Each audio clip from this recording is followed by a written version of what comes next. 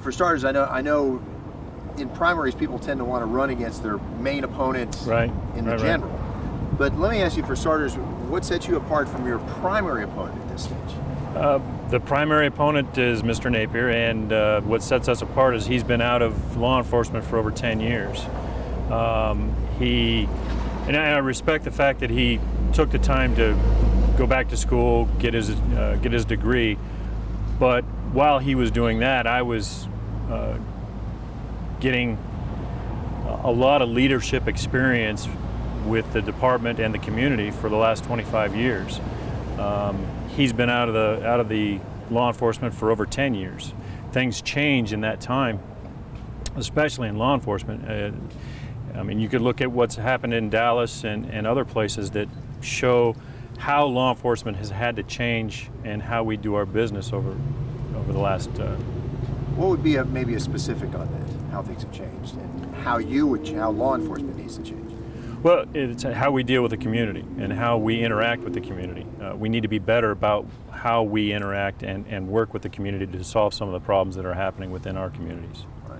Now, you're from this organization, he's not. Does Correct. That make a difference? That makes a huge difference. I know exactly what the functions are and dysfunctions are within the department. I know what commanders are good in what areas and what commanders shouldn't be in certain areas based on their experience and their talents. He would have to learn those things once he got in there. He would be behind the curve. And a lot of things that need to change quickly is morale. And you can change morale quickly by making those changes within the department to make sure that people are in the places they need to be.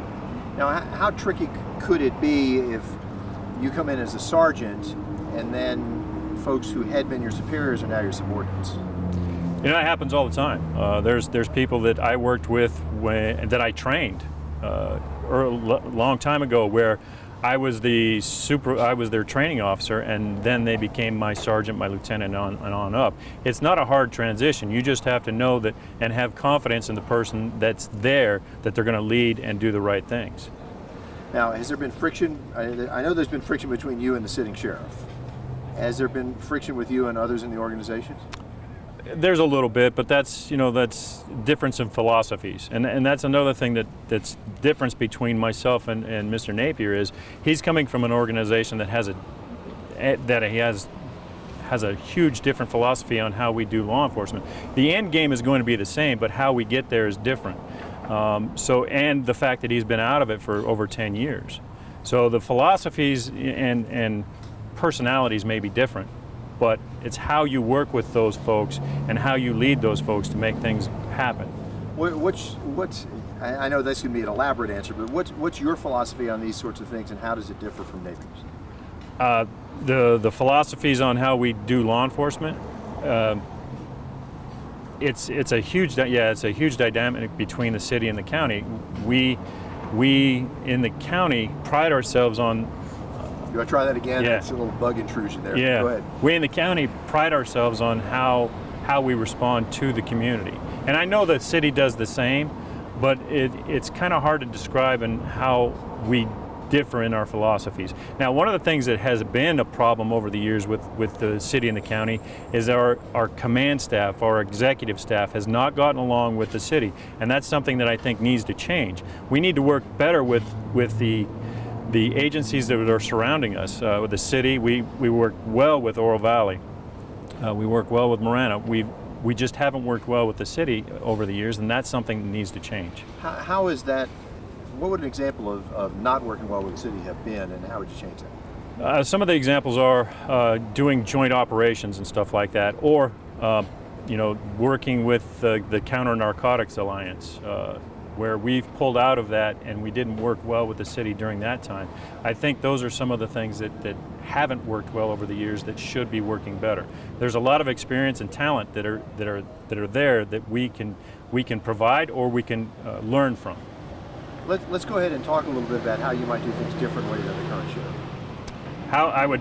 One of the things I would do is I would make sure that our command staff, our executive staff, doesn't just sit behind their desks.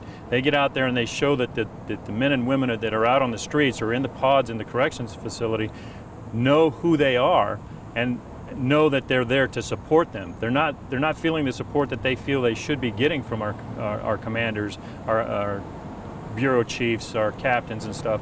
It's a sad fact that most of our men and women that have been on for 10 years or more don't know what our chief deputy looks like, or barely know what he does other than sits behind a desk.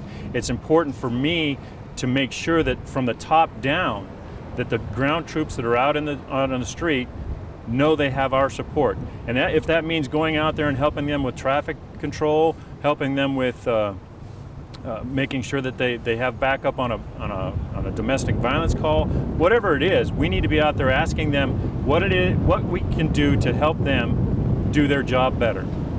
John, is that wind going to be a problem on that mic? We may have to switch mics. That wind is going to.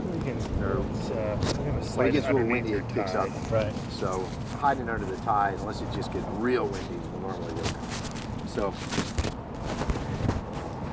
there you go. Okay. Now, when we're talking about support for the rank and file, I mean, we both know that pay and the spread among pay grades has been a big issue. How much can an individual sheriff do with that, or how much of that is, I'm sorry, that's the reality of what's available?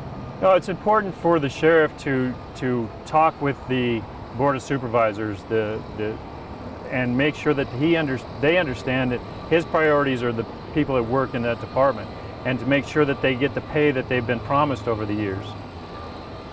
This might be a problem. Is that going to be bad? Okay. Okay. All right. So we're talking about the pay and the degree to which a sheriff can help things, and the degree to which they just go, well, budgets are budgets. Lack of money is lack of money. Well, the sheriff has the ability to work within the budget. Obviously, the biggest part of the budget is going to be pay. That's the biggest part of the budget. So, you have to look at why is the top part of the command staff making 60% of what the bottom half shouldn't be making or should be making. It's important for us to look at how it's divided up. We need to make sure that our deputies are getting the pay that they're supposed to be getting in comparison to other counties and cities and stuff like that.